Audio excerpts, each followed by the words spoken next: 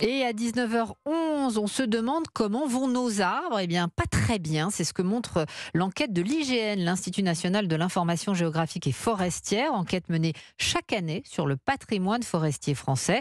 Premier constat, Louise Salé, la très forte augmentation de la mortalité des arbres. Oui, et ce à cause du changement climatique. Nos arbres se fragilisent sous l'effet des vagues de chaleur, de la sécheresse, des incendies. Leur mortalité a bondi de 80% en 10 ans, d'après l'IGN.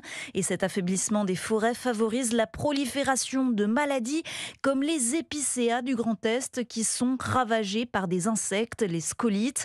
Tous ces facteurs réduisent la capacité des arbres à absorber du CO2 et donc ce qu'on appelle le puits de carbone se rétrécit. Albert Maillet est directeur des forêts à l'ONF, l'Office national des forêts. Le puits de carbone, il se rétrécit pour une raison très simple, c'est que ce qu'il y a derrière le puits de carbone, c'est la photosynthèse. La photosynthèse, c'est une réaction entre deux ingrédients, le CO2 et l'eau. Donc le CO2, on n'en manque pas. Par contre, le problème, c'est l'eau. Comme l'eau devient un facteur limitant, le moteur photosynthétique fonctionne moins fortement, évidemment. Du coup, la séquestration se réduit. Une bonne nouvelle, cependant, est dévoilée dans cette cartographie. La forêt continue de s'étendre. Elle couvre désormais 31% du territoire contre 19% en 1908. Et à propos d'environnement, Louise, les nappes phréatiques paient le prix de la chaleur inhabituelle de cet automne et du peu de pluie.